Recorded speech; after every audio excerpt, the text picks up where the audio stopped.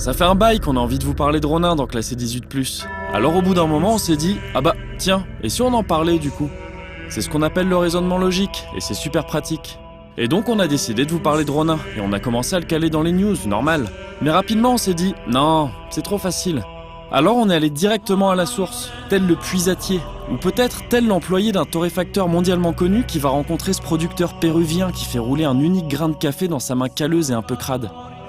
Bref, on est allé rencontrer le créateur de Ronin, Thomas Vaclavec, pour qu'il nous présente son jeu. Et comme il est super sympa, Thomas, c'est exactement ce qu'il a fait. So Ronin is a turn-based action platformer. Initially, it plays like a real-time game, but whenever combat starts, the game stops for you and it becomes a turn-based game. So whenever your character moves, your enemies will move too. So you can see the trajectory of your jump and you can attack your enemies like that. And when enemies see you in combat, they will signal the trajectory of their bullets by showing you this targeting laser.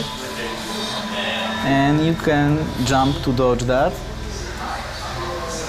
get behind them like that, and execute.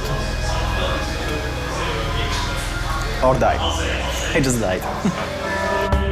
Et si d'aventure on ne tient pas particulièrement à mourir, alors il s'agira de bien jouer. Histoire de pas mourir déjà, mais aussi de faire monter une jauge de combo pour débloquer des compétences qui permettront de moins mourir. Enfin, vous voyez le principe. There's a combo meter in the game. Whenever you stun an enemy or kill him, you will get combo points.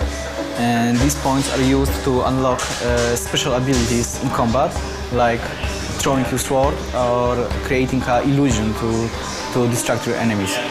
Et si ces compétences ont l'air tout à fait sexy sur le papier, il faudra tout de même composer avec leurs petits inconvénients. For instance, whenever you use the sword throw, like I'm going to throw the sword at this guy right now,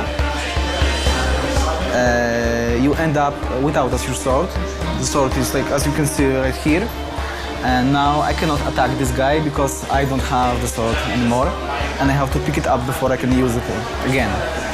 And the same way is it works with the decoy.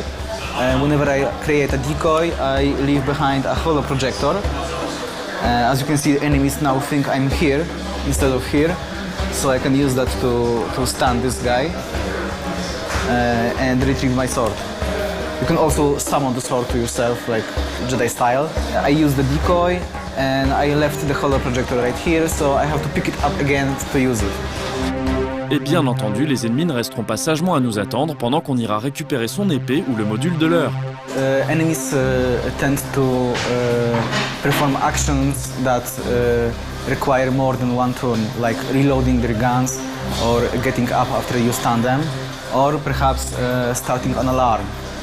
This is a stealth game also, so it's important for you to stay hidden and unnoticed by your enemies. And these little numbers above their heads, they indicate that something will happen in some time. Ronin gérera donc la furtivité, sans que ça constitue pour autant son but principal. There are moments in the game where you can kill your enemies from shadows by not basically initiating even the combat, but the focus of the game is action. It's fighting with your enemies in open combat, dodging their bullets and getting close to kill. So I think it's more of a support feature, not the main feature. Et donc ça a l'air très sympa tout ça, et original aussi. Assez pour qu'on se demande d'où vient cette idée un peu saugrenue d'action au tour par tour. Yeah, I think this is the first game in this genre ever, like turn-based action.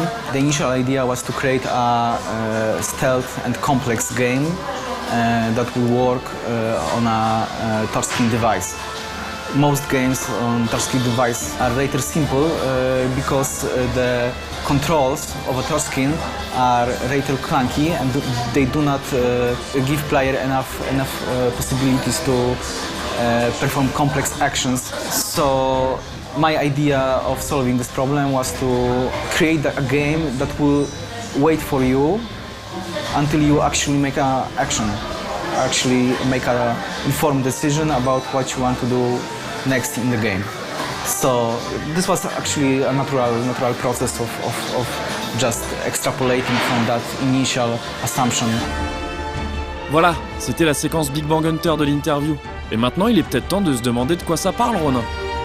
This is basically a revenge story.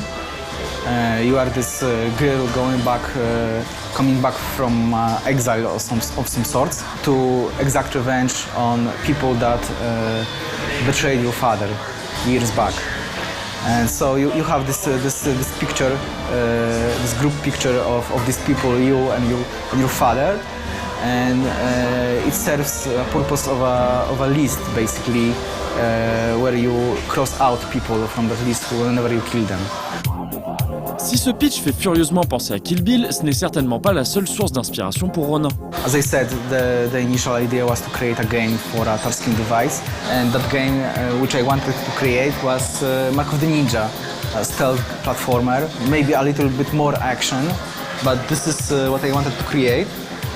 Obviously, Gunpoint was an inspiration, especially when it comes to level design, and of course Worms, when it comes to jumping projection and the jumping arc which you see whenever I prepare a jump.